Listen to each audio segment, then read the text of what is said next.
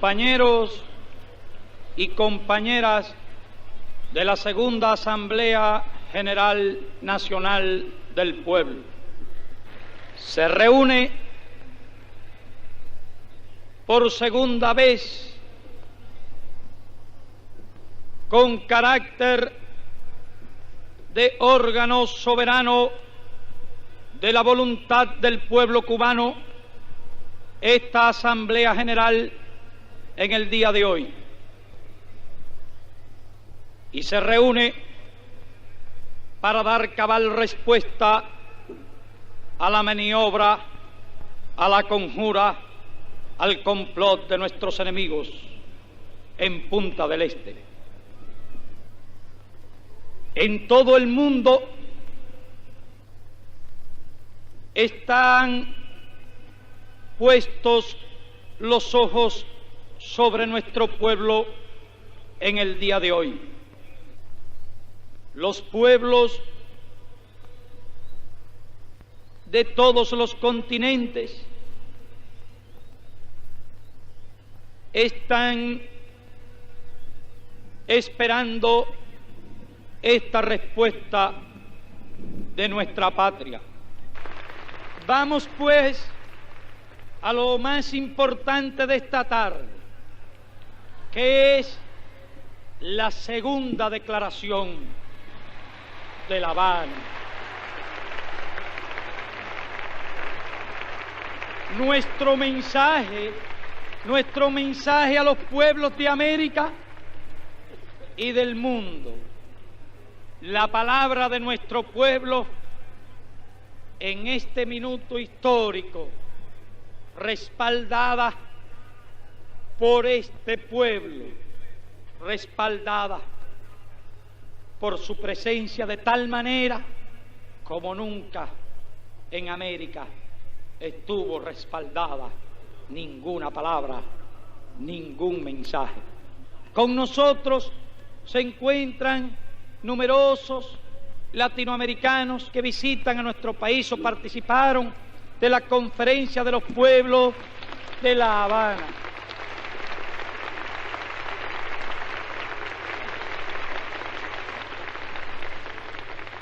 Pero ellos no deben ser solo espectadores. Proponemos a la Asamblea General Nacional del Pueblo que los latinoamericanos no sean espectadores, sino que tengan derecho también a votar junto con el pueblo de Cuba la Declaración de La Habana. Algún día ellos podrán reunir también a sus pueblos como nosotros hoy y podrán expresar también su pensamiento tan libremente como nosotros hoy.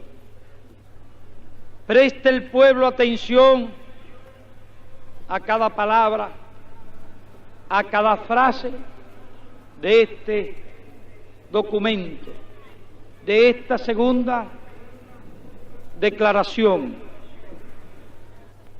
que dice así, y que proponemos en nombre de las organizaciones revolucionarias integradas y del gobierno revolucionario al pueblo de Cuba.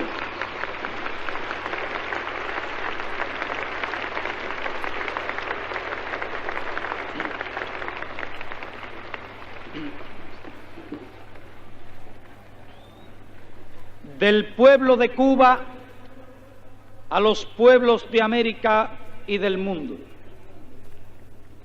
Vísperas de su muerte, en carta inconclusa porque una bala española le atravesó el corazón, el 18 de mayo de 1895, José Martí, apóstol de nuestra independencia,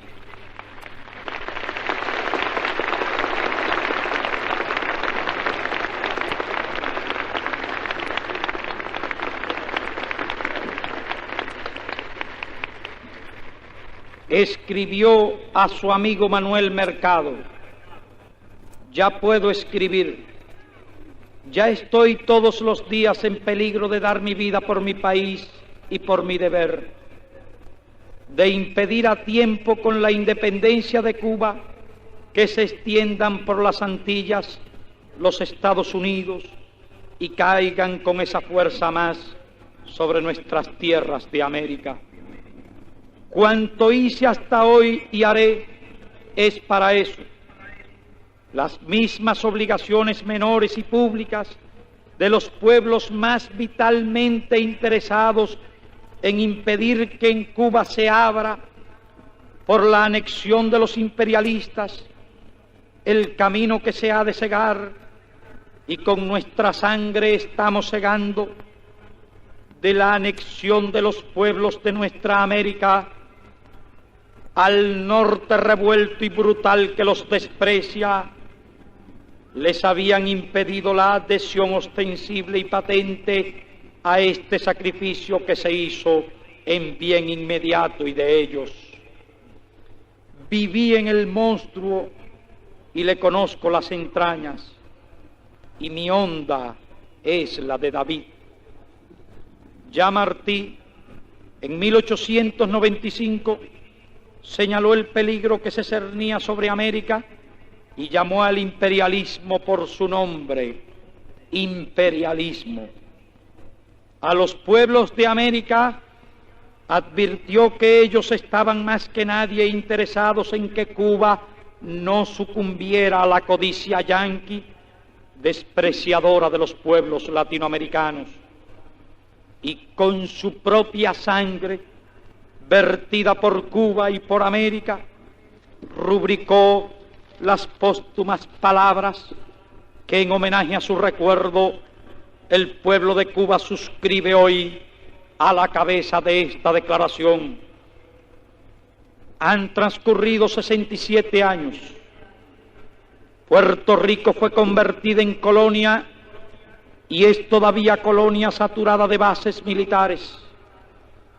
Cuba cayó también en las garras del imperialismo. Sus tropas ocuparon nuestro territorio. La enmienda Platt fue impuesta a nuestra primera Constitución como cláusula humillante que consagraba el odioso derecho de intervención extranjera. Nuestras riquezas pasaron a sus manos, nuestra historia falseada, nuestra administración y nuestra política moldeada por entero a los intereses de los interventores. La nación sometida a 60 años de asfixia política, económica y cultural. Pero Cuba se levantó. Cuba pudo redimirse a sí misma del bastardo tutelaje. Cuba rompió las cadenas que ataban su suerte al imperio opresor, rescató sus riquezas, reivindicó su cultura y desplegó su bandera soberana de territorio y pueblo libre de América.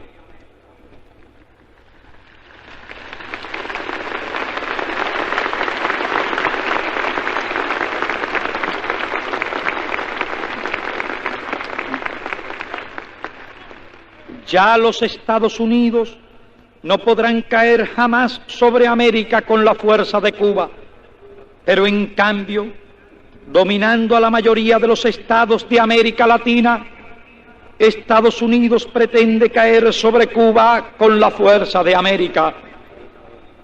¿Qué es la historia de Cuba sino la historia de América Latina? ¿Y qué es la historia de América Latina sino la historia de Asia, África y Oceanía?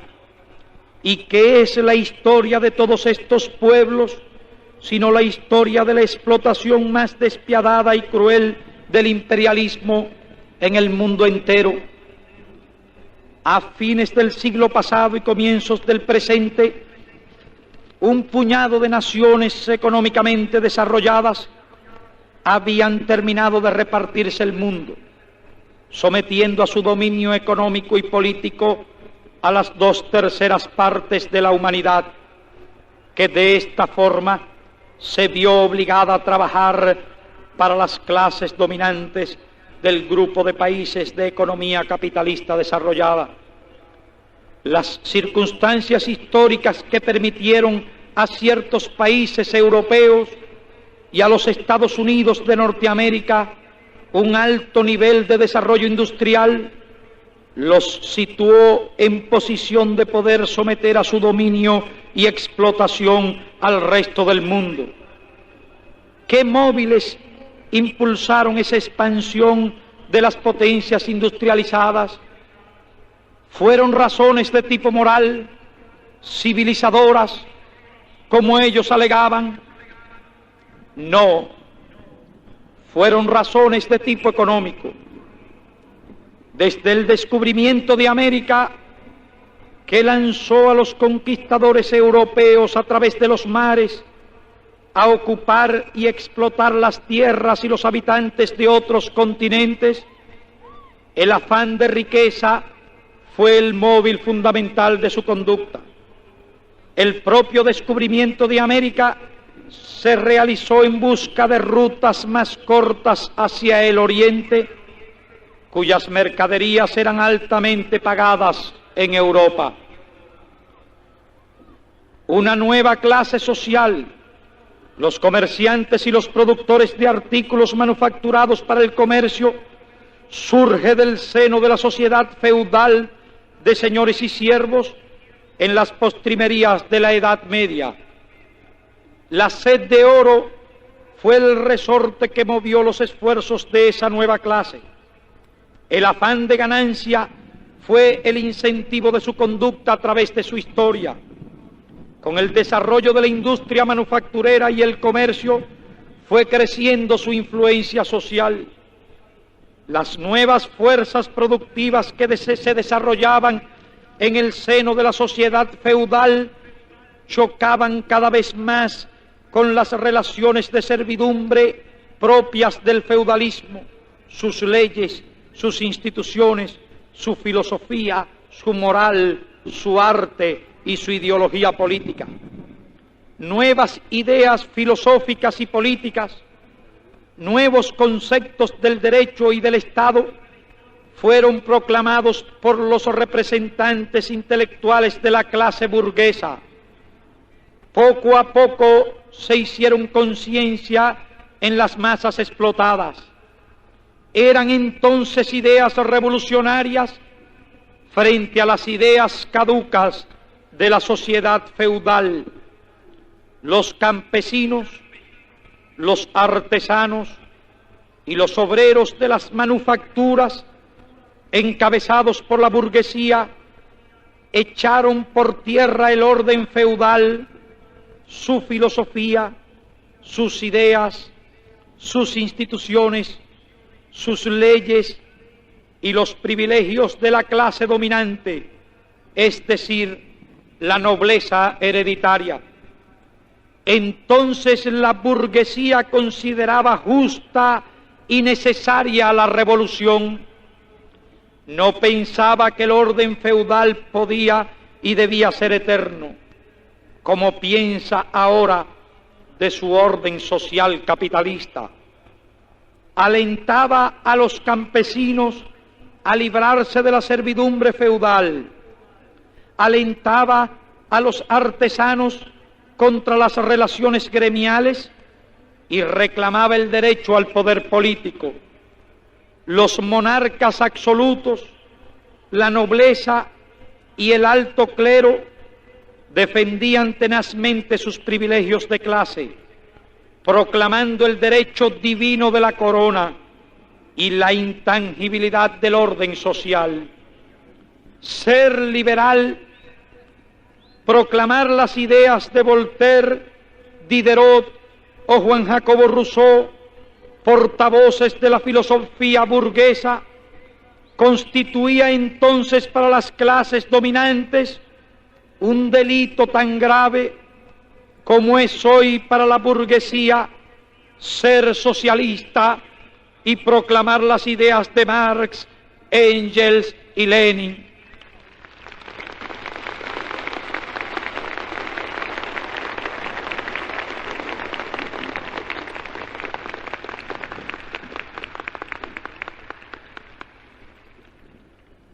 Cuando la burguesía conquistó el poder político y estableció sobre las ruinas de la sociedad feudal su modo capitalista de producción, sobre ese modo de producción erigió su Estado, sus leyes, sus ideas e instituciones. Esas instituciones consagraban en primer término la esencia de su dominación de clase, la propiedad privada. La nueva sociedad, basada en la propiedad privada sobre los medios de producción y en la libre competencia, quedó así dividida en dos clases fundamentales. Una, poseedora de los medios de producción cada vez más modernos y eficientes. La otra, desprovista de toda riqueza, poseedora solo de su fuerza de trabajo, obligada a venderla en el mercado como una mercancía más para poder subsistir. Rotas las trabas del feudalismo, las fuerzas productivas se desarrollaron extraordinariamente. Surgieron las grandes fábricas donde se acumulaba un número cada vez mayor de obreros. Las fábricas más modernas y técnicamente eficientes iban desplazando del mercado a los competidores menos eficaces. El costo de los equipos industriales se hacía cada vez mayor. Era necesario acumular cada vez sumas superiores de capital. Una parte importante de la producción se fue acumulando en un número menor de manos. Surgieron así las grandes empresas capitalistas y más adelante las asociaciones de grandes empresas a través de cárteles, sindicatos, trusts y consorcios, según el grado y el carácter de la asociación, controlados por los poseedores de la mayoría de las acciones, es decir, por los más poderosos caballeros de la industria. La libre concurrencia, característica del capitalismo en su primera fase, dio paso a los monopolios que concertaban acuerdos entre sí y controlaban los mercados. ¿De dónde salieron las colosales sumas de recursos que permitieron a un puñado de monopolistas acumular miles de millones de dólares? Sencillamente de la explotación del trabajo humano. Millones de hombres obligados a trabajar por un salario de subsistencia produjeron con su esfuerzo los gigantescos capitales de los monopolios. Los trabajadores acumularon las fortunas de las clases privilegiadas, cada vez más ricas, cada vez más poderosas. A través de las instituciones bancarias llegaron a disponer estas no sólo de su propio dinero, sino también del dinero de toda la sociedad. Así se produjo la fusión de los bancos con la gran industria y nació el capital financiero. ¿Qué hacer entonces con los grandes excedentes de capital que en cantidades mayores se iban acumulando? Invadir con ellos el mundo. Siempre en pos de la ganancia, comenzaron a apoderarse de las riquezas naturales de todos los países económicamente débiles y a explotar el trabajo humano de sus pobladores con salarios mucho más míseros que los que se veían obligados a pagar a los obreros de la propia metrópoli. Se inició así el reparto territorial y económico del mundo. En 1914, 8 o 10 países imperialistas habían sometido a su dominio económico y político fuera de sus fronteras a territorios cuya extensión ascendía a 83.700.000 kilómetros cuadrados, con una población de 970 millones de habitantes. Sencillamente se habían repartido el mundo. Pero como el mundo era limitado en extensión, repartido ya hasta el último rincón del globo, vino el choque entre los distintos países monopolistas y surgieron las pugnas por nuevos repartos, originadas en la distribución no proporcional al poder industrial y económico que los distintos países monopolistas en desarrollo desigual habían alcanzado.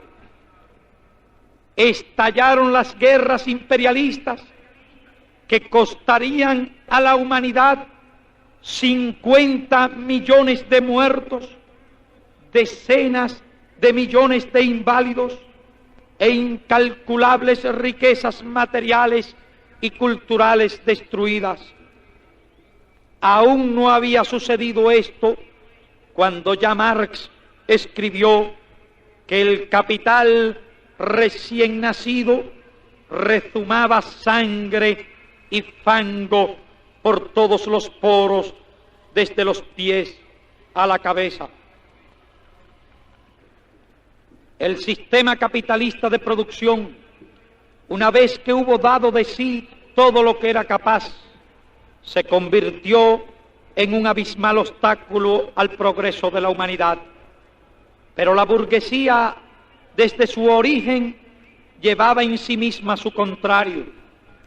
En su seno se desarrollaron gigantescos instrumentos productivos, pero a su vez se desarrolló una nueva y vigorosa fuerza social, el proletariado, llamado a cambiar el sistema social ya viejo y caduco del capitalismo por una forma económico-social superior y acorde con las posibilidades históricas de la sociedad humana, convirtiendo en propiedad de toda la sociedad esos gigantescos medios de producción que los pueblos, y nada más que los pueblos con su trabajo, habían creado y acumulado. A tal grado de desarrollo de las fuerzas productivas, resultaba absolutamente caduco y anacrónico un régimen que postulaba la posesión privada y con ello la subordinación de la economía de millones y millones de seres humanos a los dictados de una exigua minoría social. Los intereses de la humanidad reclamaban el cese de la anarquía en la producción, el derroche, las crisis económicas y las guerras de rapiña propias del sistema capitalista. Las crecientes necesidades del género humano y la posibilidad de satisfacerla exigían el desarrollo planificado de la economía y la utilización racional de sus medios de producción y recursos naturales. Era inevitable que el imperialismo y el colonialismo entraran en profunda e insalvable crisis. La crisis general se inició a raíz de la Primera Guerra Mundial con la revolución de los obreros y campesinos que derrocó el imperio zarista de Rusia e implantó en dificilísimas condiciones de cerco y agresión capitalista el primer Estado socialista del mundo, iniciando una nueva era en la historia de la humanidad. Desde entonces hasta nuestros días, la crisis y la descomposición del sistema imperialista se han acentuado incesantemente. La Segunda Guerra Mundial, desatada por las potencias imperialistas y que arrastró a la Unión Soviética y a otros pueblos de Europa y de Asia criminalmente invadidos, a una sangrienta lucha de liberación, culminó en la derrota del fascismo, la formación del campo mundial del socialismo y la lucha por su soberanía de los pueblos coloniales y dependientes. Entre 1945 y 1957, más de 1.200 millones de seres humanos conquistaron su independencia en Asia y en África.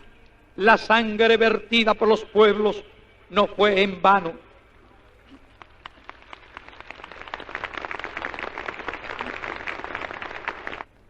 El movimiento de los pueblos dependientes y colonializados es un fenómeno de carácter universal que agita al mundo y marca la crisis final del imperialismo. Cuba y América forman parte del mundo. Nuestros problemas forman parte de los problemas que se engendran de la crisis general del imperialismo y la lucha de los pueblos subyugados. El choque entre el mundo que nace y el mundo que muere. La odiosa y brutal campaña desatada contra nuestra patria expresa el esfuerzo desesperado como inútil que los imperialistas hacen para evitar la liberación de los pueblos. Cuba duele de manera especial a los imperialistas. ¿Qué es lo que se esconde tras el odio yanqui a la revolución cubana? ¿Qué explica racionalmente la conjura que reúne en el mismo propósito agresivo a la potencia imperialista más rica y poderosa del mundo contemporáneo y a las oligarquías de todo un continente que juntos suponen representar una población de 350 millones de seres humanos contra un pequeño pueblo de solo 7 millones de habitantes, económicamente subdesarrollado, sin recursos financieros ni militares para amenazar ni la seguridad ni la economía de ningún país? Los une y los concita el miedo, lo explica el miedo, no el miedo a la revolución cubana, el miedo a la revolución latinoamericana.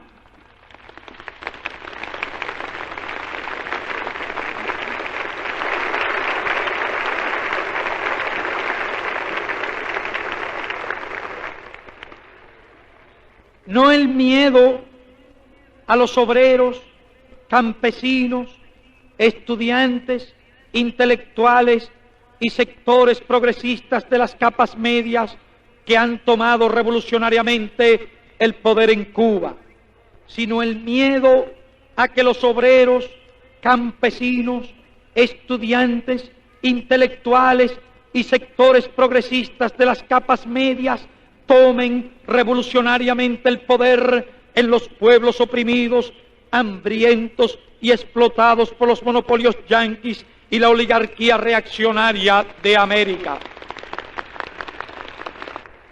El miedo a que los pueblos saqueados del continente arrebaten las armas a sus opresores y se declaren como Cuba pueblos libres de América.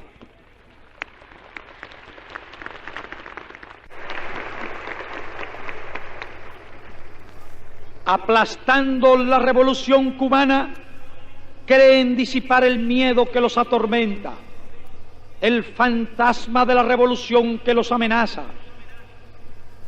Liquidando a la revolución cubana, creen liquidar el espíritu revolucionario de los pueblos. Pretenden en su delirio que Cuba es exportadora de revoluciones.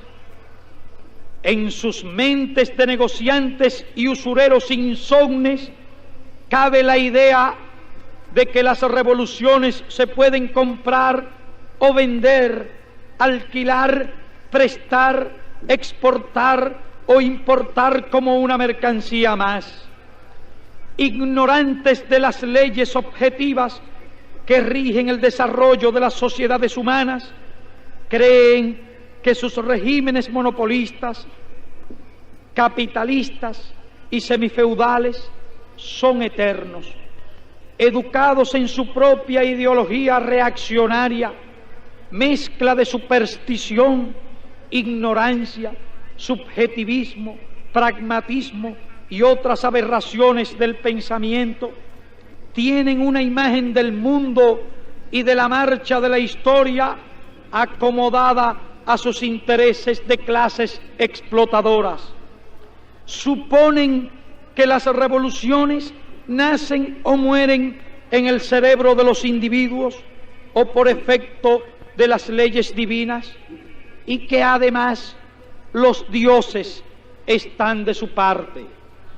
Siempre han creído lo mismo, desde los devotos paganos patricios en la Roma esclavista, que lanzaban a los cristianos primitivos a los leones del circo, y los inquisidores en la Edad Media, que como guardianes del feudalismo y la monarquía absoluta inmolaban en la hoguera a los primeros representantes del pensamiento liberal de la naciente burguesía, hasta los obispos que hoy, en defensa del régimen burgués y monopolista, anatematizan las revoluciones proletarias.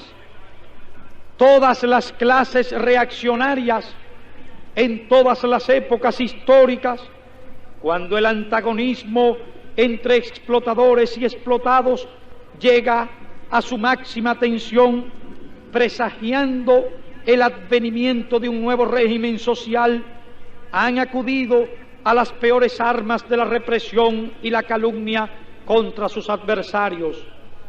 Acusados de incendiar a Roma y de sacrificar niños en sus altares, los cristianos primitivos fueron llevados al martirio.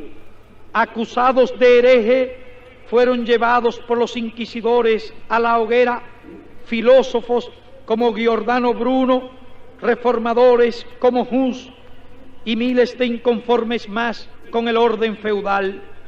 Sobre los luchadores proletarios se ensaña hoy la persecución y el crimen, precedidos de las peores calumnias en la prensa monopolista y burguesa. Siempre, en cada época histórica, las clases dominantes han asesinado invocando la defensa de la sociedad, del orden, de la patria, su sociedad de minorías privilegiadas sobre mayorías explotadas, su orden clasista que mantienen a sangre y fuego sobre los desposeídos, la patria que disfrutan ellos solos, privando de ese disfrute al resto del pueblo, para reprimir a los revolucionarios que aspiran a una sociedad nueva, un orden justo, una patria verdadera para todos. Pero el desarrollo de la historia, la marcha ascendente de la humanidad, no se detiene ni puede detenerse. Las fuerzas que impulsan a los pueblos, que son los verdaderos constructores de la historia, determinadas por las condiciones materiales de su existencia y la aspiración a metas superiores de bienestar y libertad, que surgen cuando el progreso del hombre en el campo de la ciencia, de la técnica y de la cultura lo hacen posible, son superiores a la voluntad y al terror que desatan las oligarquías dominantes. Las condiciones subjetivas de cada país, es decir, el factor conciencia, organización, dirección, puede acelerar o retrasar la revolución según su mayor o menor grado de desarrollo, pero tarde o temprano, en cada época histórica, cuando las condiciones objetivas maduran, la conciencia se adquiere, la organización se logra, la dirección surge y la revolución se produce.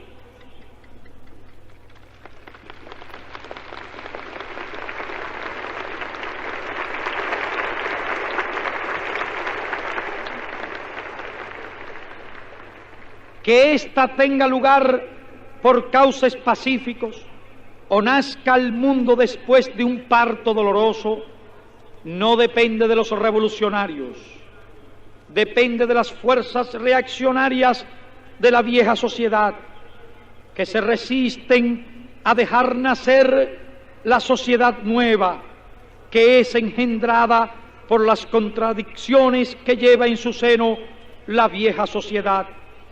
La revolución es en la historia como el médico que asiste el nacimiento de una nueva vida. No usa sin necesidad los aparatos de fuerza, pero los usa sin vacilaciones cada vez que sea necesario para ayudar al parto.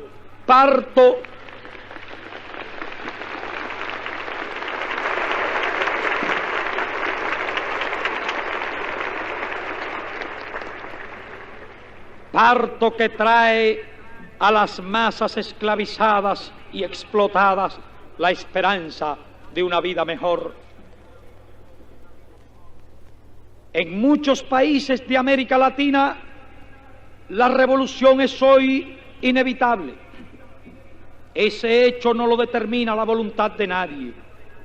Está determinado por las espantosas condiciones de explotación en que vive el hombre americano, el desarrollo de la conciencia revolucionaria de las masas, la crisis mundial del imperialismo y el movimiento universal de lucha de los pueblos subyugados. La inquietud que hoy se registra es síntoma inequívoco de rebelión. Se agitan las entrañas de un continente que ha sido testigo de 4 siglos de explotación esclava, semiesclava y feudal del hombre, desde sus moradores aborígenes y los esclavos traídos de África hasta los núcleos nacionales que surgieron después, blancos, negros, mulatos, mestizos e indios, que hoy hermanan el desprecio, la humillación y el yugo yanqui, como hermana la esperanza de un mañana mejor. Los pueblos de América se liberaron del coloniaje español a principios del siglo pasado, pero no se liberaron de la explotación. Los terratenientes feudales asumieron la autoridad de los gobernantes españoles. Los indios continuaron en penosa servidumbre. El hombre latinoamericano en una u otra forma siguió esclavo, y las mínimas esperanzas de los pueblos sucumbieron bajo el poder de las oligarquías y la coyunda del capital extranjero. Esta ha sido la verdad de América, con uno u otro matiz, con alguna que otra vertiente. Hoy América Latina yace bajo un imperialismo mucho más feroz, más poderoso y más despiadado que el imperio colonial español. Y ante la realidad objetiva e históricamente inexorable de la revolución latinoamericana, ¿cuál es la actitud del imperialismo yanqui? Disponerse a librar una guerra colonial con los pueblos de América Latina, crear el aparato de fuerza, los pretextos políticos y los instrumentos pseudolegales suscritos con los representantes de las oligarquías reaccionarias para reprimir a sangre y fuego la lucha de los pueblos latinoamericanos. La intervención del gobierno de los Estados Unidos en la política interna de los países de América Latina ha ido siendo cada vez más abierta y desenfrenada. La Junta Interamericana de Defensa, por ejemplo, ha sido y es el nido donde se incuban los oficiales más reaccionarios y pro-yanquis de los ejércitos latinoamericanos, utilizados después como instrumentos golpistas al servicio de los monopolios. Las misiones militares norteamericanas en América Latina constituyen un aparato de espionaje permanente en cada nación, vinculado estrechamente a la Agencia Central de Inteligencia, inculcando a los oficiales los sentimientos más reaccionarios y tratando de convertir los ejércitos en instrumentos de sus intereses políticos y económicos. Actualmente, en la zona del Canal de Panamá, el alto mando norteamericano ha organizado cursos especiales de entrenamiento para oficiales latinoamericanos de lucha contra guerrillas revolucionarias dirigidos a reprimir la acción armada de las masas campesinas contra la explotación feudal a que están sometidas. En los propios Estados Unidos, la Agencia Central de Inteligencia ha organizado escuelas especiales para entrenar agentes latinoamericanos en las más sutiles formas de asesinato, y es política acordada por los servicios militares yanquis la liquidación física de los dirigentes antiimperialistas.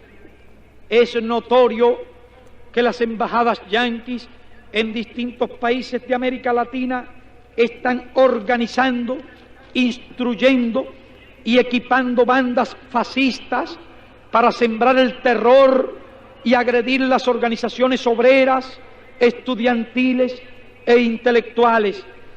Esas bandas donde reclutan a los hijos de la oligarquía, a lumpen y gente de la peor calaña moral, han perpetrado ya una serie de actos agresivos contra los movimientos de las masas. Nada más evidente e inequívoco de los propósitos del imperialismo que su conducta en los recientes sucesos de Santo Domingo.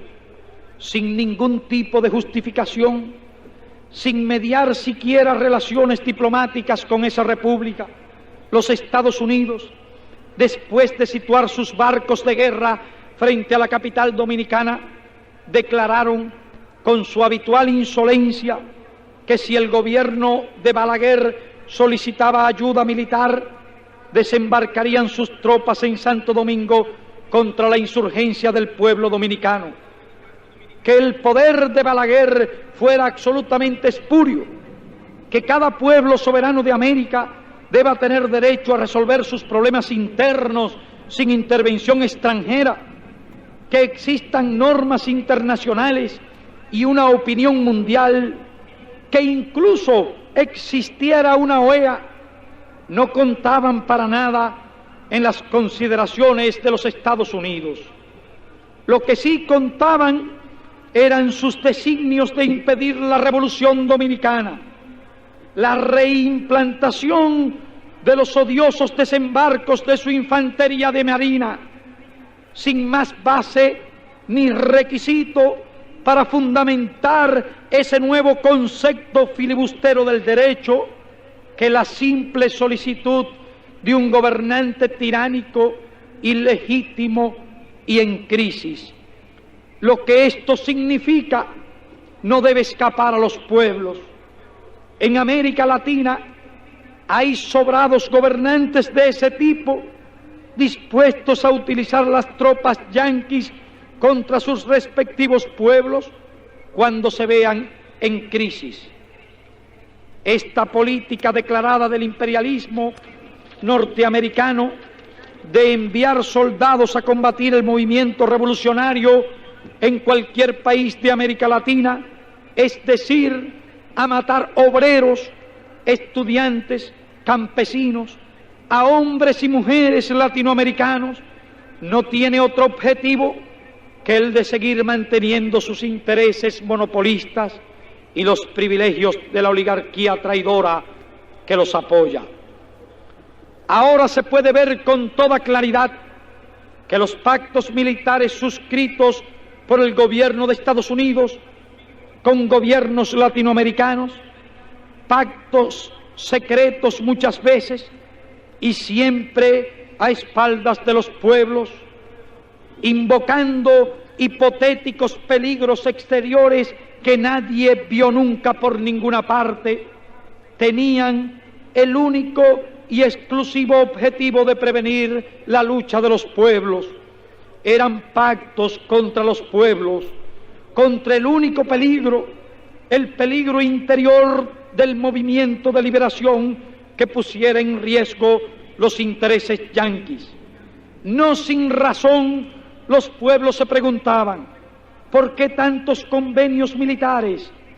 ¿Para qué los envíos de armas que, si técnicamente son inadecuadas para una guerra moderna, son en cambio eficaces para aplastar huelgas, reprimir manifestaciones populares y ensangrentar el país? ¿Para qué las misiones militares, el Pacto de Río de Janeiro y las 1001 conferencias internacionales? Desde que culminó la Segunda Guerra Mundial, las naciones de América Latina se han ido depauperando cada vez más. Sus exportaciones tienen cada vez menos valor, sus importaciones precios más altos, el ingreso per cápita disminuye, los pavorosos porcentajes de mortandad infantil no decrecen, el número de analfabetos es superior, los pueblos carecen de trabajo, de tierras, de viviendas adecuadas, de escuelas, de hospitales, de vías de comunicación y de medios de vida. En cambio, las inversiones norteamericanas sobrepasan los 10.000 millones de dólares. América Latina es además abastecedora de materias primas baratas y compradora de artículos elaborados caros. Como los primeros conquistadores españoles que cambiaban a los indios espejos y baratijas por oro y plata, así comercian con América Latina los Estados Unidos.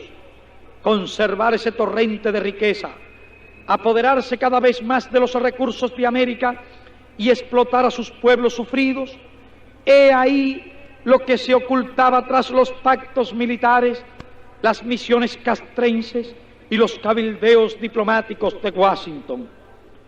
Esta política de paulatino estrangulamiento de la soberanía de las naciones latinoamericanas y de manos libres para intervenir en sus asuntos internos, tuvo su punto culminante en la última reunión de cancilleres. En Punta del Este, el imperialismo yanqui reunió a los cancilleres para arrancarles mediante presión política y chantaje económico sin precedentes, con la complicidad de un grupo de los más desprestigiados gobernantes de este continente, la renuncia a la soberanía nacional de nuestros pueblos y la consagración del odiado derecho de intervención yanqui en los asuntos internos de América, el sometimiento de los pueblos a la voluntad omnímoda de Estados Unidos de Norteamérica, contra la cual lucharon todos los próceres desde Bolívar hasta Sandino. Y no se ocultaron ni el gobierno de Estados Unidos, ni los representantes de las oligarquías explotadoras, ni la gran prensa reaccionaria vendida a los monopolios y a los señores feudales para demandar abiertamente acuerdos que equivalen a la supresión formal del derecho de autodeterminación de nuestros pueblos, borrarlo de un plumazo en la conjura más infame que recuerda la historia de este continente. A puertas cerradas, entre conciliábulos repugnantes, donde el ministro yanqui de Colonias dedicó días enteros a vencer la resistencia y los escrúpulos de algunos cancilleres, poniendo en juego los millones de la tesorería yanqui en una indisimulada compraventa de votos, un puñado de representantes de las oligarquías de países que en conjunto apenas suman 1/3 de la población del continente, impuso acuerdos que sirven en bandeja de plata al amo yanqui, la cabeza de un principio que costó toda la sangre de nuestros pueblos desde las guerras de independencia. El carácter pírrico de tan tristes y fraudulentos logros del imperialismo, su fracaso moral, la unanimidad rota y el escándalo universal no disminuyen la gravedad que entraña para los pueblos de América Latina los acuerdos que impusieron a ese precio.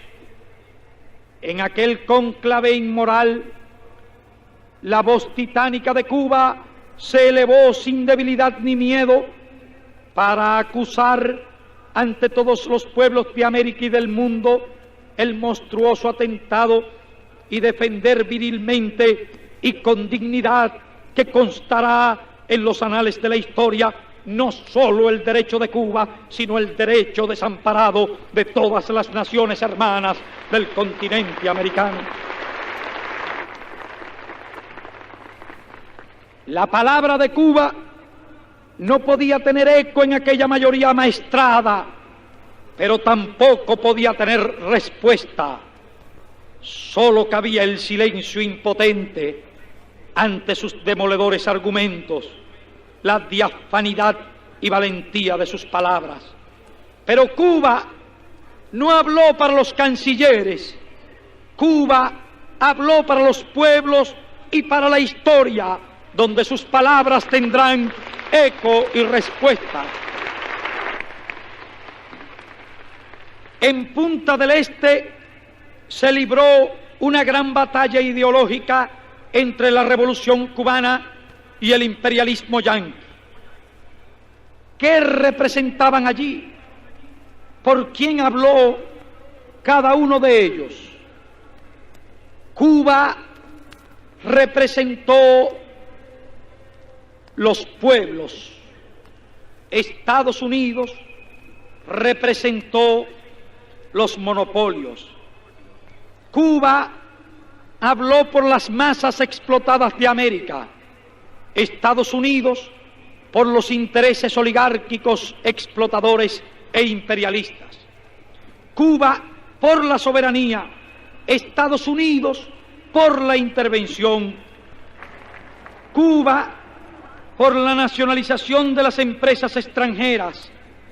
Estados Unidos por nuevas inversiones de capital foráneo. Cuba por la cultura. Estados Unidos por la ignorancia.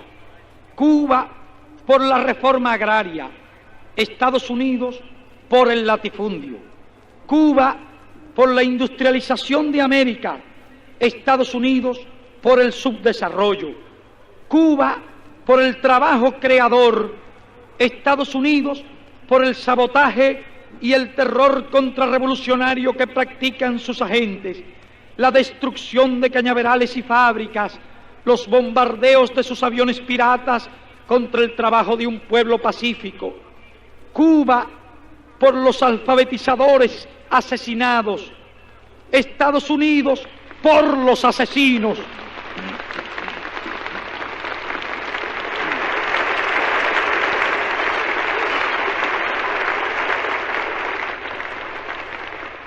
Cuba por el pan, Estados Unidos por el hambre. Cuba por la igualdad, Estados Unidos por el privilegio y la discriminación. Cuba por la verdad, Estados Unidos por la mentira. Cuba por la liberación, Estados Unidos por la opresión. Cuba por el porvenir luminoso de la humanidad, Estados Unidos por el pasado sin esperanza. Cuba por los héroes que cayeron en Girón para salvar la patria del dominio extranjero.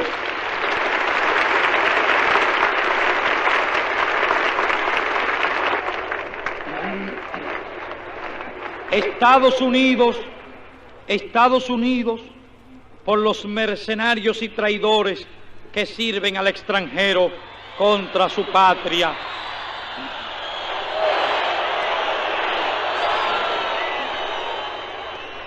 Cuba por la paz entre los pueblos, Estados Unidos por la agresión y la guerra. Cuba por el socialismo, Estados Unidos por el capitalismo.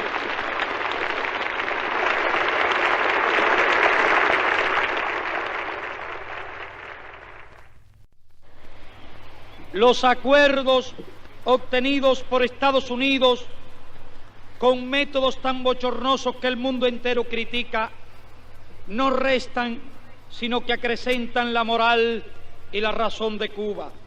Demuestran el intriguismo y la traición de las oligarquías a los intereses nacionales y enseña a los pueblos el camino de la liberación.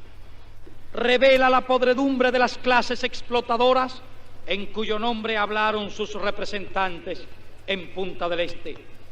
La OEA quedó desenmascarada como lo que es un ministerio de colonias yanqui, una alianza militar, un aparato de represión contra el movimiento de liberación de los pueblos latinoamericanos.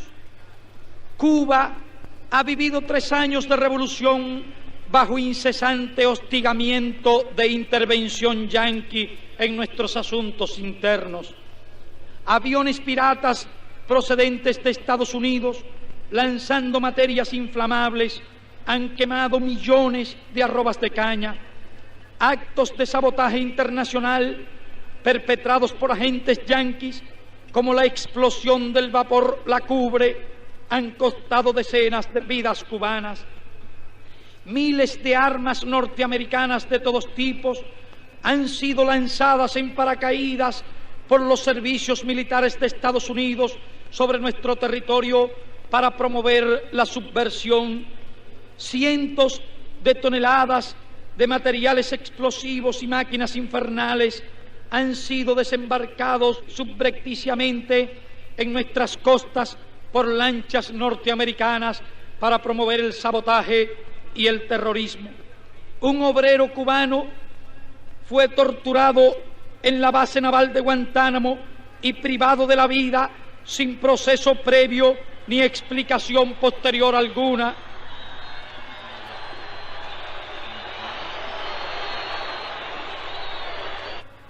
Nuestra cuota azucarera fue suprimida abruptamente y proclamado el embargo de piezas y materias primas para fábricas y maquinarias de construcción norteamericana para arruinar nuestra economía.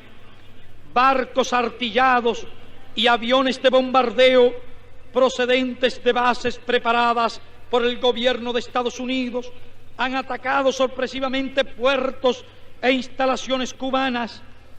Tropas mercenarias organizadas y entrenadas en países de América Central por el propio gobierno han invadido en son de guerra nuestro territorio, escoltados por barcos de la flota yanqui y con apoyo aéreo desde bases exteriores, provocando la pérdida de numerosas vidas y la destrucción de bienes materiales. Contrarrevolucionarios cubanos son instruidos en el ejército de Estados Unidos y nuevos planes de agresión se realizan contra Cuba. Todo eso ha estado ocurriendo durante 3 años, incesantemente, a la vista de todo el continente, y la OEA no se entera. Los cancilleres se reúnen en Punta del Este y no amonestan siquiera al gobierno de Estados Unidos ni a los gobiernos que son cómplices materiales de esas agresiones. Expulsan a Cuba, el país latinoamericano víctima, el país agredido. Estados Unidos tiene pactos militares con países de todos los continentes, bloques militares con cuanto gobierno fascista, militarista y reaccionario hay en el mundo: la OTAN, la SEATO y la CENTO, a los cuales hay que agregar ahora la OEA. Interviene en Laos, en Vietnam, en Corea, en Formosa, en Berlín.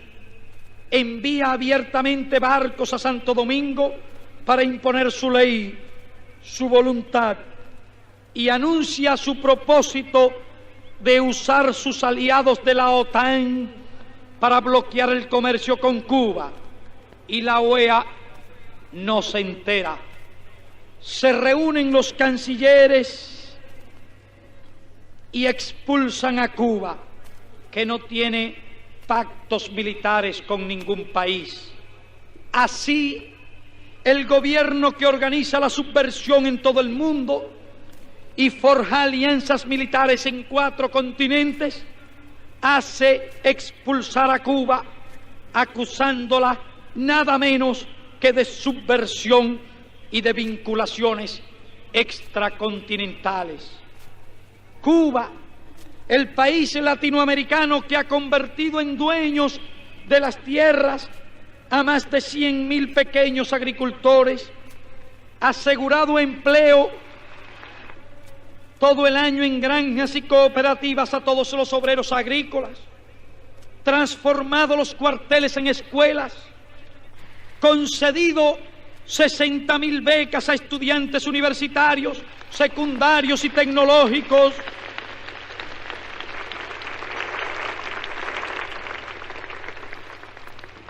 creado aulas para la totalidad de la población infantil, liquidado totalmente el analfabetismo, cuadruplicado los servicios médicos, nacionalizado las empresas monopolistas,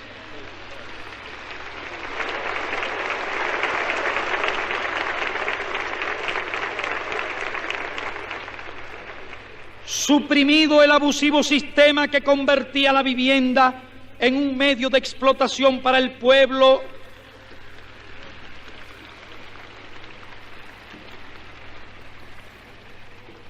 eliminado virtualmente el desempleo, suprimido la discriminación por motivo de raza o sexo,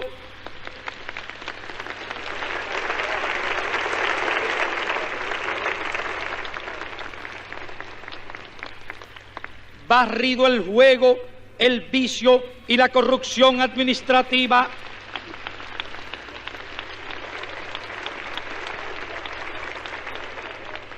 armado al pueblo,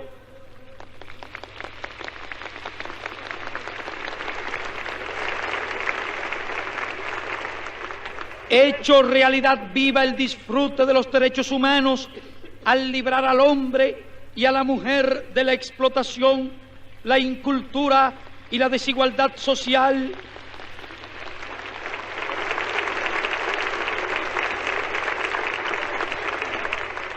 que se ha liberado de todo tutelaje extranjero, adquiriendo plena soberanía y establecido las bases para el desarrollo de su economía, a fin de no ser más país monoproductor y exportador de materias primas, es expulsada de la Organización de Estados Americanos por gobiernos que no han logrado para sus pueblos ni una sola de estas reivindicaciones.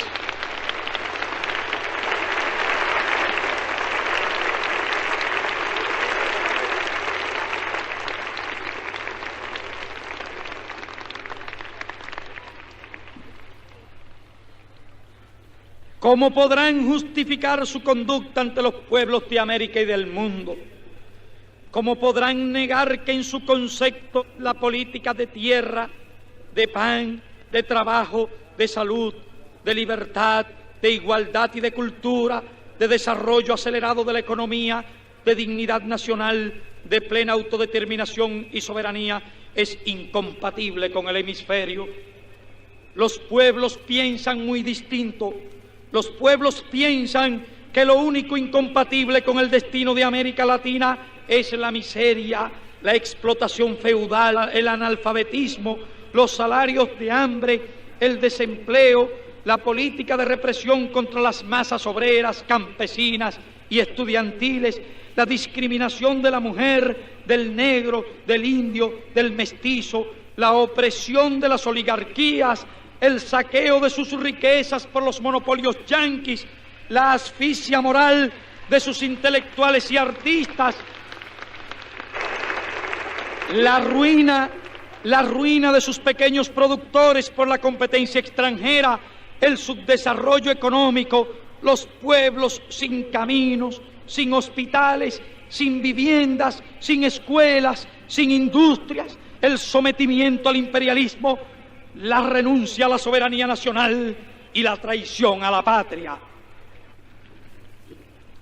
¿Cómo podrán hacer entender su conducta, la actitud condenatoria para con Cuba los imperialistas? ¿Con qué palabras les van a hablar y con qué sentimiento a quienes han ignorado, aunque sí explotado por tan largo tiempo?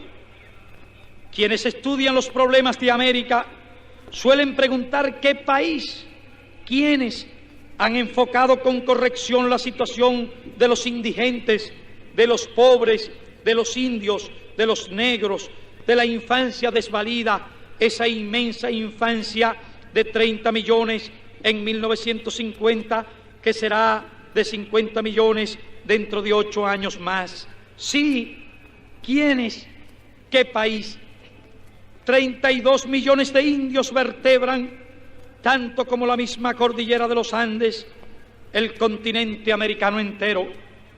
Claro que para quienes lo han considerado casi como una cosa, más que como una persona, esa humanidad no cuenta, no contaba y creían que nunca contaría. Como suponía, no obstante, una fuerza ciega de trabajo debía ser utilizado como se utiliza una yunta de bueyes o un tractor. ¿Cómo podrá creerse en ningún beneficio, en ninguna alianza para el progreso con el imperialismo?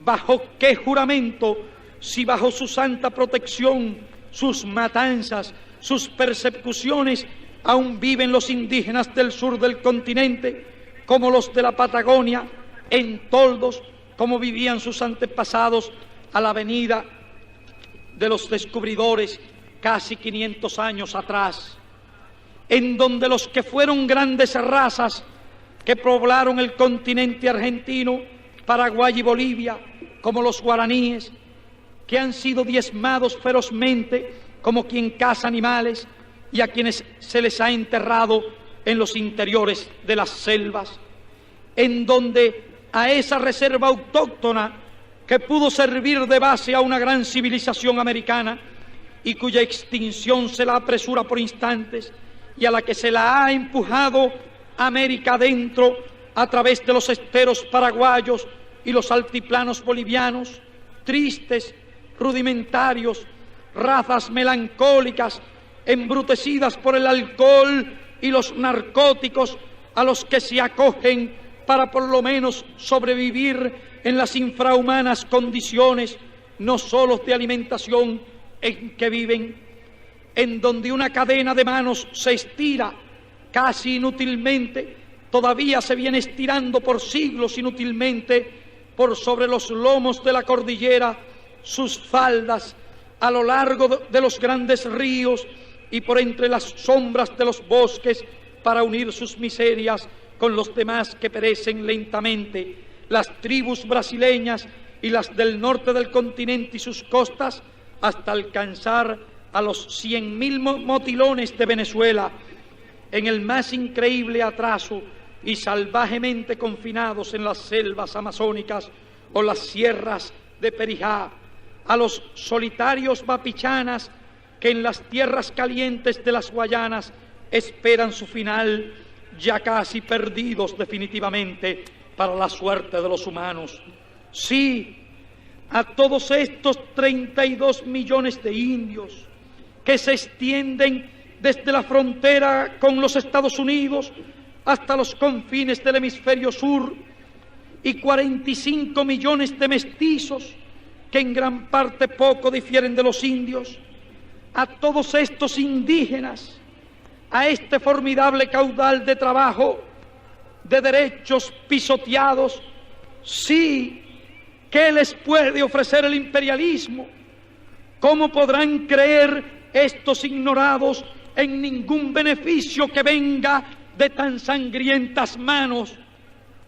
Tribus enteras que aún viven desnudas, otras que se las suponen antropófagas, otras que en el primer contacto con la civilización conquistadora mueren como insectos, otras que se las destierra, es decir, se las echa de sus tierras, se las empuja hasta volcarla en los bosques o en las montañas o en las profundidades de los llanos, en donde no llega ni el menor átomo de cultura, de luz, de pan, ni de nada. ¿En qué alianza, como no sea en una para su más rápida muerte, van a creer estas razas indígenas apaleadas por siglos, muertas a tiros para ocupar sus tierras, muertas a palos por miles, por no trabajar más rápido en sus servicios de explotación por el imperialismo? Y al negro, ¿qué alianza les puede brindar el sistema de los linchamientos y la preterición brutal del negro de los Estados Unidos? A los 15 millones de negros y 14 millones de mulatos latinoamericanos que saben con horror y cólera que sus hermanos del norte no pueden montar en los mismos vehículos que sus compatriotas blancos,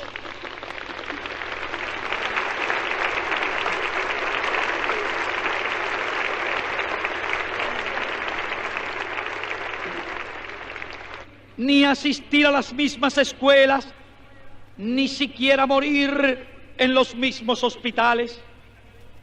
¿Cómo han de creer en este imperialismo, en sus beneficios, en sus alianzas, que no sean para lincharlos y explotarlos como esclavos, estos núcleos étnicos preteridos?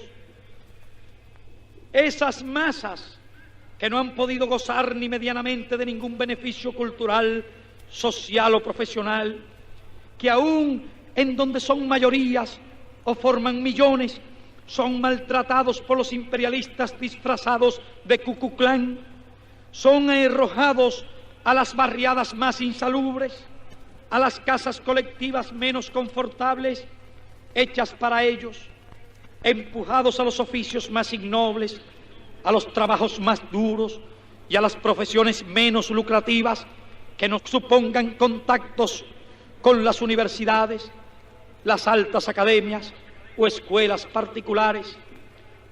¿Qué alianza para el progreso puede servir de estímulo a esos 107 millones de hombres y mujeres de nuestra América, médula del trabajo en ciudades y campos, cuya piel oscura, negra, mestiza, mulata, india, inspira desprecio a los nuevos colonizadores? ¿Cómo van a confiar en la supuesta alianza los que en Panamá han visto con mal contenida impotencia que hay un salario para el yanqui y otro salario para el panameño que ellos consideran raza inferior? ¿Qué pueden esperar los obreros con sus jornales de hambre, los trabajos más rudos, las condiciones más miserables, la desnutrición, las enfermedades y todos los males que incuba la miseria? ¿Qué les puede decir? ¿Qué palabras, qué beneficios podrán ofrecerles los imperialistas a los mineros del cobre, del estaño, del hierro, del carbón, que dejan sus pulmones a beneficios de dueños lejanos e inclementes, a los padres e hijos de los maderales, de los cauchales, de los yerbatales, de las plantaciones fruteras, de los ingenios de café y de azúcar, de los peones en las pampas y en los llanos, que amasan con su salud y con sus vidas las fortunas de los explotadores? ¿Qué pueden esperar estas masas inmensas que producen las riquezas, que crean los valores, que ayudan a parir un nuevo mundo en todas partes. ¿Qué pueden esperar del imperialismo? Esa boca insaciable, esa mano insaciable, sin otro horizonte inmediato que la miseria, el desamparo más absoluto, la muerte fría y sin historia al fin. ¿Qué puede esperar esta clase que ha cambiado el curso de la historia en otras partes del mundo, que ha revolucionado al mundo, que es vanguardia de todos los humildes y explotados? ¿Qué puede esperar del imperialismo, su más irreconciliable enemigo? ¿Qué puede ofrecer el imperialismo? ¿Qué clase de beneficio? ¿Qué suerte de vida mejor y más justa? ¿Qué motivo? ¿Qué aliciente? ¿Qué interés para superarse, para lograr trascender sus sencillos y primarios escalones a maestros, a profesores, a profesionales, a intelectuales, a los poetas y a los artistas, a los que cuidan celosamente las generaciones de niños y jóvenes para que el imperialismo se cebe luego en ellos, a quienes viven sueldos humillantes en la mayoría de los países, a los que sufren las limitaciones de su expresión política y social en casi todas partes, que no sobrepasan en sus posibilidades económicas más que la simple línea de sus precarios recursos y compensaciones, enterrados en una vida gris y sin horizontes, que acaba en una jubilación que entonces ya no cubre ni la mitad de los gastos. ¿Qué beneficios o alianzas podrá ofrecerles el imperialismo que no sean las que redunden en su total provecho? Si les crea fuentes de ayuda a sus profesiones, a sus artes, a sus publicaciones, es siempre en el bien entendido de que sus producciones deberán reflejar sus intereses, sus objetivos, sus nadas. Las novelas que traten de reflejar la realidad del mundo de sus aventuras rapaces, los poemas que quieran traducir protestas por su avasallamiento, por su injerencia en la vida, en la mente, en las vísceras de sus países y pueblos, las artes combativas que pretendan apresar en sus expresiones las formas y contenido de su agresión y constante presión sobre todo lo que vive y alienta progresivamente, todo lo que es revolucionario, lo que enseña, lo que trata de guiar, lleno de luz y de conciencia, de claridad y de belleza, a los hombres y a los pueblos a mejores destinos, hacia más altas cumbres del pensamiento, de la vida y de la justicia, encuentra la reprobación más encarnizada del imperialismo, encuentra la valla, la condena, la persecución macartista. Sus prensas se le cierran, su nombre es borrado de las columnas y se le aplica la losa del silencio más atroz, que es entonces una contradicción más del imperialismo, cuando el escritor, el poeta, el pintor, el escultor, el creador en cualquier material, el científico, empiezan a vivir de verdad, a vivir en la lengua del pueblo, en el corazón de millones de hombres del mundo. El imperialismo todo lo trastroca, lo deforma, lo canaliza por sus vertientes para su provecho hacia la multiplicación de su dólar, comprando palabras o cuadros o mudez, o transformando en silencio la expresión de los revolucionarios, de los hombres progresistas, de los que luchan por el pueblo y sus problemas. No podíamos olvidar en este triste cuadro la infancia desvalida, desatendida, la infancia sin porvenir de América. América, que es un continente de natalidad elevada, tiene también una mortalidad elevada. La mortalidad de niños de menos de un año en 11 países ascendía hace pocos años a 125 por 1000 y en otros 17 a 90 niños. En 102 países del mundo, en cambio, esa tasa alcanza a 51. En América, pues, se mueren tristemente, desatendidamente, 74 niños en cada 1000 en el primer año de su nacimiento. Hay países latinoamericanos en los que esa tasa alcanza en algunos lugares a 300 por 1000, miles y miles de niños hasta los 7 años mueren en América de enfermedades increíbles, diarreas, pulmonías, desnutrición, hambre, miles y miles de otras enfermedades sin atención en los hospitales, sin medicinas. Miles y miles ambulan heridos de cretinismo endémico, paludismo, tracoma y otros males producidos por las contaminaciones, la falta de agua y otras necesidades. Males de esta naturaleza son una cadena en los países americanos en donde agonizan millares y millares de niños, hijos de parias, hijos de pobres y de pequeños burgueses con vida dura y precarios medios. Los datos, que serán redundantes, son de escalofrío. Cualquier publicación oficial de los organismos internacionales los reúne por cientos. En los aspectos educacionales, indigna pensar el nivel de incultura que padece esta América, mientras que Estados Unidos logra un nivel de 8 y 9 años de escolaridad en la población de 19 años de edad en adelante. América Latina, saqueada y esquilmada por ellos, tiene menos de un año escolar aprobado como nivel en esas mismas edades. E indigna más aún cuando sabemos que de los niños entre 5 y 14 años solamente están matriculados en algunos países un 20% y en los de más alto nivel el 60%. Es decir, que más de la mitad de la infancia de América Latina no concurre a la escuela. Pero el dolor sigue creciendo cuando comprobamos que la matrícula de los 3 primeros grados corresponde más del 80% de los matriculados y que en el grado sexto la matrícula fluctúa apenas entre 6 y 22 alumnos de cada 100 que comenzaron en el primero.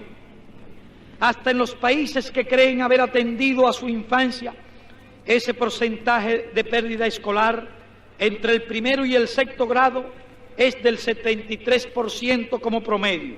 En Cuba, antes de la revolución, era del 74%. En la Colombia de la democracia representativa es del 78%. Y si se fija la vista en el campo, solo el 1% de los niños llega, en el mejor de los casos, al 5º grado de enseñanza. Cuando se investiga este desastre del absentismo escolar, una causa es la que lo explica: la economía de miseria, falta de escuelas, falta de maestros, falta de recursos familiares, trabajo infantil, en definitiva, el imperialismo y su obra de opresión y retraso. El resumen de esta pesadilla que ha vivido América de un extremo a otro es que en este continente de casi 200 millones de seres humanos, formado en sus 2/3 partes por los indios, los mestizos y los negros, por los discriminados, en este continente de semicolonias mueren de hambre, de enfermedades curables o vejez prematura, alrededor de 4 personas por minuto, de 5.500 al día, de 2 millones por año, de 10 millones cada 5 años. Esas muertes podrían ser evitadas fácilmente, pero sin embargo se producen. Las 2/3 partes de la población latinoamericana vive poco y vive bajo la permanente amenaza de muerte. Holocausto de vidas que en 15 años ha ocasionado 2 veces más muertos que la guerra de 1914 y continúa. Mientras tanto, de América Latina fluye hacia los Estados Unidos un torrente continuo de dinero, unos $4.000 por minuto 5 millones por día, 2.000 millones por año, 10.000 millones cada 5 años. Por cada $1.000 que se nos van, nos queda un muerto. $1.000 por muerto. Ese es el precio de lo que se llama imperialismo. $1.000 por muerto, 4 veces por minuto. Mas a pesar de esta realidad americana, ¿para qué se reunieron en Punta del Este? ¿Acaso para llevar una sola gota de alivio a estos males? No. Los pueblos saben que en Punta del Este los cancilleres que expulsaron a Cuba se reunieron para renunciar a la soberanía nacional, que allí el gobierno de Estados Unidos fue a sentar las bases no solo para la agresión a Cuba, sino para intervenir en cualquier país de América contra el movimiento liberador de los pueblos, que Estados Unidos prepara a la América Latina un drama sangriento, que las oligarquías explotadoras, lo mismo que ahora renuncian al principio de la soberanía, no vacilarán en solicitar la intervención de las tropas yanquis contra sus propios pueblos, y que con ese fin la delegación norteamericana propuso un comité de vigilancia contra la subversión en la Junta Interamericana de Defensa, con facultades ejecutivas y la adopción de medidas colectivas. Subversión para los imperialistas yanquis es la lucha de los pueblos hambrientos por el pan, la lucha de los campesinos por la tierra, la lucha de los pueblos contra la explotación imperialista. Comité de vigilancia en la Junta Interamericana de Defensa con facultades ejecutivas significa fuerza de represión continental contra los pueblos a las órdenes del Pentágono. Medidas colectivas significan desembarcos de infantes de marina yanquis en cualquier país de América. Frente a la acusación de que Cuba quiere exportar su revolución, respondemos: las revoluciones no se exportan, las hacen los pueblos.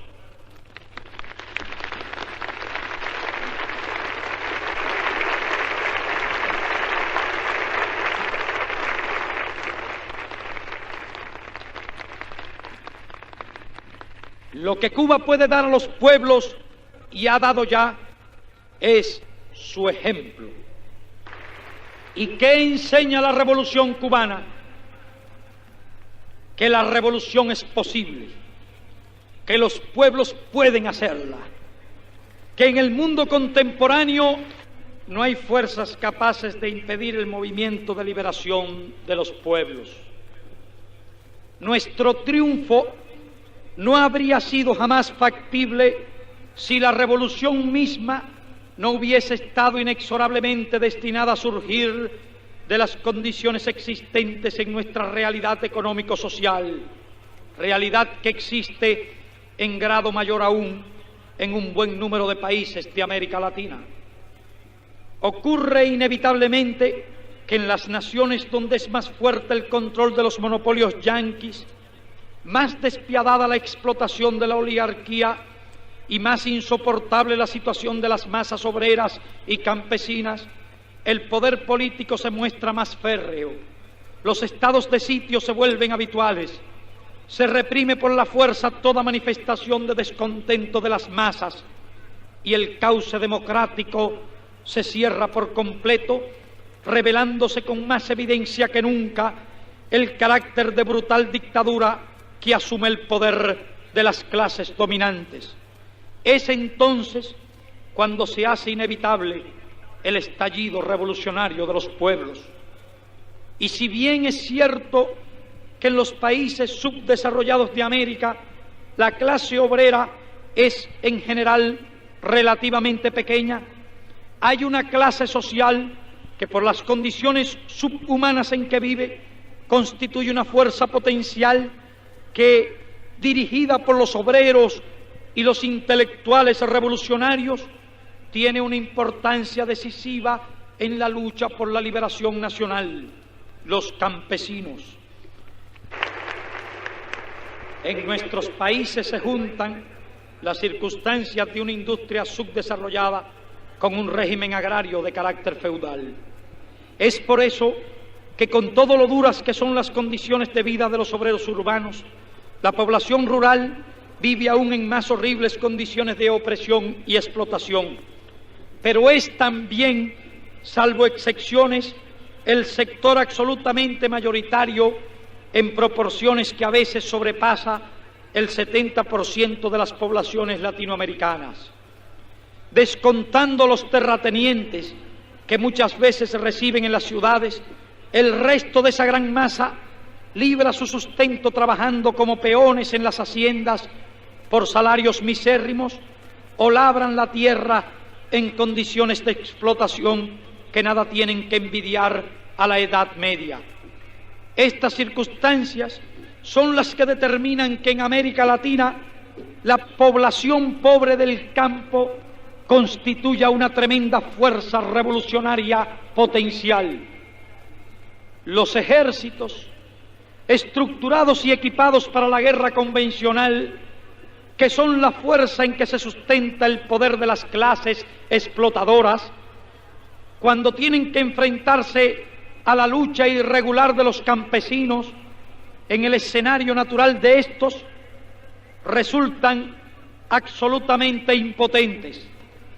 Pierden 10 hombres por cada combatiente revolucionario que cae, y la desmoralización cunde rápidamente en ellos al tener que enfrentarse a un enemigo invisible e invencible que no le ofrece ocasión de lucir sus tácticas de academia y sus fanfarrias de guerra, de las que tanto alarde hacen para reprimir a los obreros y a los estudiantes en las ciudades. La lucha inicial de reducidos núcleos combatientes se nutre incesantemente de nuevas fuerzas.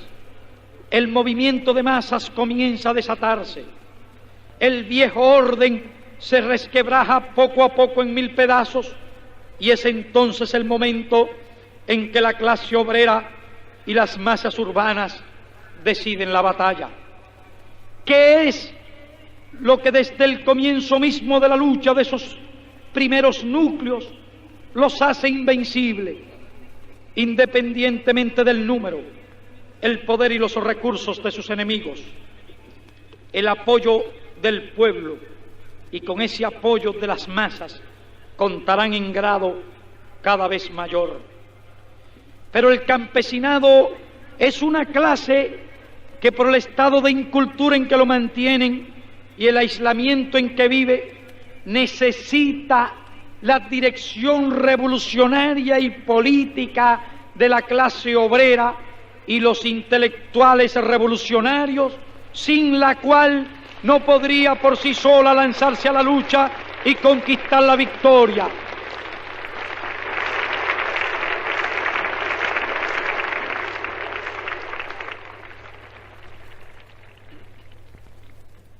En las actuales condiciones históricas de América Latina, la burguesía nacional no puede encabezar la lucha antifeudal y antiimperialista. La experiencia demuestra que en nuestras naciones esa clase, aun cuando sus intereses son contradictorios con los del imperialismo yanqui, ha sido incapaz de enfrentarse a este, paralizada por el miedo a la revolución social y asustada por el clamor de las masas explotadas. Situadas ante el dilema imperialismo o revolución, solo sus capas más progresistas estarán con el pueblo.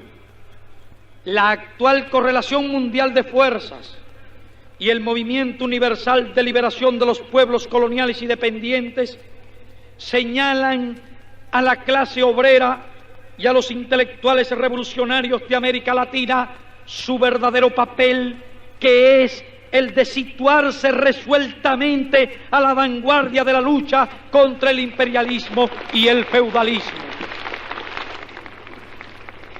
El imperialismo, utilizando los grandes monopolios cinematográficos, sus agencias cablegráficas, sus revistas, libros y periódicos reaccionarios, acude a las mentiras más sutiles para sembrar el divisionismo e inculcar entre la gente más ignorante el miedo y la superstición a las ideas revolucionarias que sólo a los intereses de los poderosos explotadores y a sus seculares privilegios pueden y deben asustar. El divisionismo, producto de toda clase de prejuicios, ideas falsas y mentiras, el sectarismo, el dogmatismo, la falta de amplitud para analizar el papel que corresponde a cada capa social, a sus partidos, organizaciones y dirigentes, dificultan la unidad de acción imprescindible entre las fuerzas democráticas y progresistas de nuestros pueblos. Son vicios de crecimiento, enfermedades de la infancia del movimiento revolucionario que deben quedar atrás. En la lucha antiimperialista y antifeudal es posible vertebrar la inmensa mayoría del pueblo tras metas de liberación que unan el esfuerzo de la clase obrera, los campesinos, los trabajadores intelectuales, la pequeña burguesía y las capas más progresistas de la burguesía nacional. Estos sectores comprenden la inmensa mayoría de la población y aglutinan grandes fuerzas sociales capaces de barrer el dominio imperialista y la reacción feudal. En ese amplio movimiento pueden y deben luchar juntos por el bien de sus naciones, por el bien de sus pueblos y por el bien de América, desde el viejo militante marxista hasta el católico sincero que no tenga nada que ver con los monopolios yanquis y los señores feudales de la tierra. Ese movimiento podría arrastrar consigo a los elementos progresistas de las Fuerzas Armadas, humillados también por las misiones militares yanquis, la traición a los intereses nacionales de las oligarquías feudales y la inmolación de la soberanía nacional a los dictados de Washington.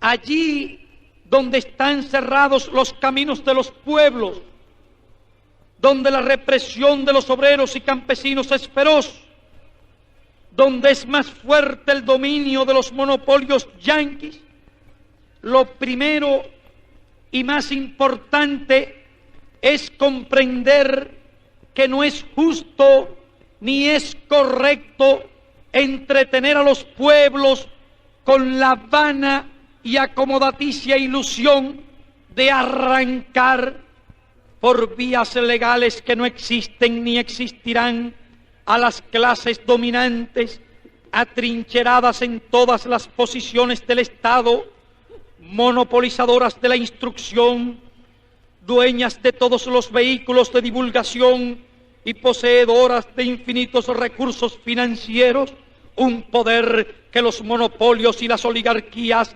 defenderán a sangre y fuego con la fuerza de sus policías y de sus ejércitos. El deber de todo revolucionario es hacer la revolución. Se sabe que en América y en el mundo la revolución vencerá, pero no es de revolucionario sentarse en la puerta de su casa para ver pasar el cadáver del imperialismo. El papel de Job no cuadra con el de un revolucionario. Cada año que se acelere la liberación de América significará millones de niños que se salven para la vida, millones de inteligencias que se salven para la cultura, infinitos caudales de dolor que se ahorrarían los pueblos. Aun cuando los imperialistas yanquis preparen para América un drama de sangre, no lograrán aplastar la lucha de los pueblos, concitarán contra ellos el odio universal y será también el drama que marque el ocaso de su voraz y cavernícola sistema. Ningún pueblo de América Latina es débil, porque forma parte de una familia de 200 millones de hermanos que padecen las mismas miserias, albergan los mismos sentimientos, tienen el mismo enemigo, sueñan todos un mismo mejor destino y cuentan con la solidaridad de todos los hombres y mujeres honrados del mundo entero.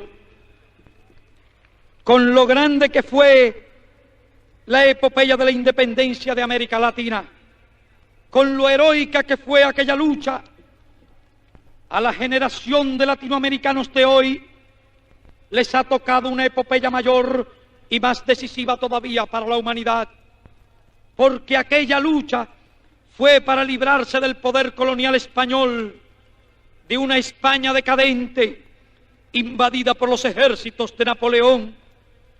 Hoy le toca la lucha de liberación frente a la metrópoli imperial más poderosa del mundo, frente a la fuerza más importante del sistema imperialista mundial, y para prestarle a la humanidad un servicio todavía más grande del que le prestaron nuestros antepasados.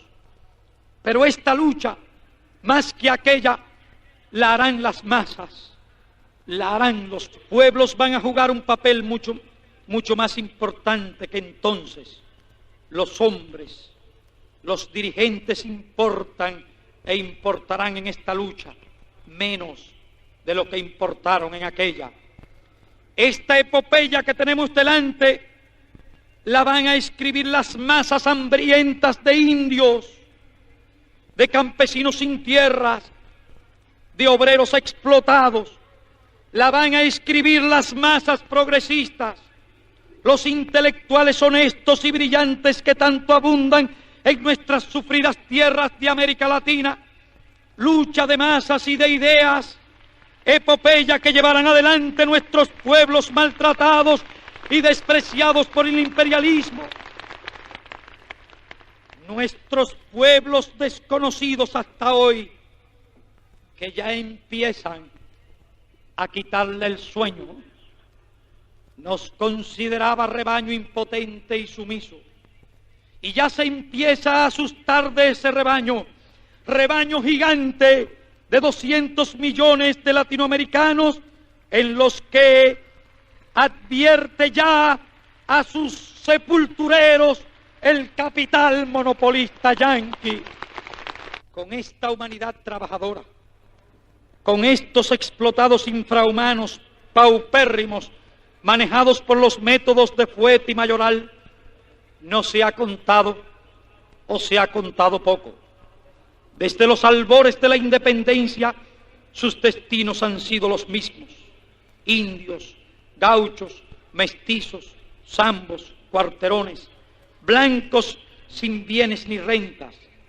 Toda esa masa humana que se formó en las filas de la patria que nunca disfrutó, que cayó por millones, que fue despedazada, que ganó la independencia de sus metrópolis para la burguesía, esa que fue desterrada de los repartos, siguió ocupando el último escalón de los beneficios sociales, siguió muriendo de hambre, de enfermedades curables, de desatención, porque para ella nunca alcanzaron los bienes salvadores, el simple pan, la cama de un hospital, la medicina que salva, la mano que ayuda. Pero la hora de su reivindicación, la hora que ella misma se ha elegido, la vienen señalando con precisión ahora también de un extremo a otro del continente. Ahora esta masa anónima, esta América de color sombría, taciturna, que canta en todo el continente con una misma tristeza y desengaño, ahora esta masa es la que empieza a entrar definitivamente en su propia historia, la empieza a escribir con su sangre, la empieza a sufrir y a morir, porque ahora por los campos y las montañas de América, por las faldas de sus sierras, por sus llanuras y sus selvas, entre la soledad o en el tráfico de las ciudades o en las costas de los grandes océanos y ríos, se empieza a estremecer este mundo lleno de razones, con los puños calientes de deseos de morir por lo suyo, de conquistar sus derechos, casi 500 años burlados por unos y por otros. Ahora sí, la historia tendrá que contar con los pobres de América, con los explotados y vilipendiados de América Latina, que han decidido empezar a escribir ellos mismos para siempre su historia. Ya se les ve por los caminos, un día y otro, a pie, en marchas sin términos de cientos de kilómetros, para llegar hasta los Olimpos gobernantes a recabar sus derechos. Ya se les ve armados de piedras, de palos, de machetes, de un lado y otro, cada día ocupando las tierras, fincando sus garfios en la tierra que les pertenece y defendiéndola con su vida. Se les ve llevando sus cartelones, sus banderas, sus consignas, haciéndolas correr en el viento por entre las montañas o a lo largo de los llanos. Y esa ola de estremecido rencor, de justicia reclamada, de derecho pisoteado, que se empieza a levantar por entre las tierras de Latinoamérica, esa ola ya no parará más. Esa ola irá creciendo cada día que pase, porque esa ola la forman los mayoritarios en todos los aspectos, los que acumulan con su trabajo las riquezas, crean los valores, hacen andar las ruedas de la historia y que ahora despiertan del largo sueño embrutecedor a que los sometieron.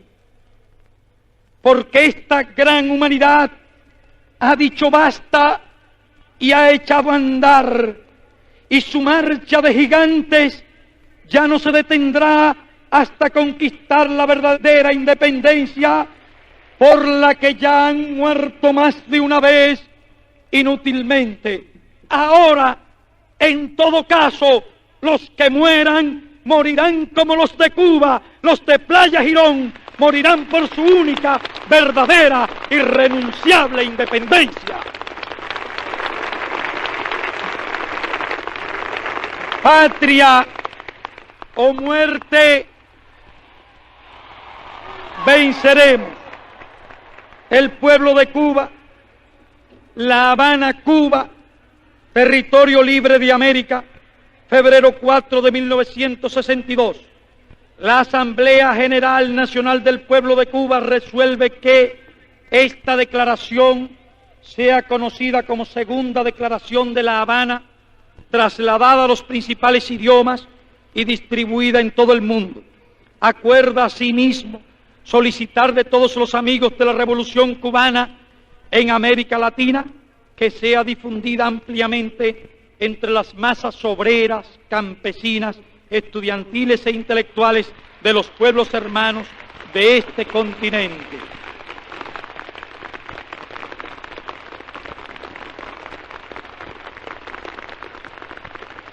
Se somete a la aprobación del pueblo esta declaración y se solicita que todos los ciudadanos que estén de acuerdo levanten la mano.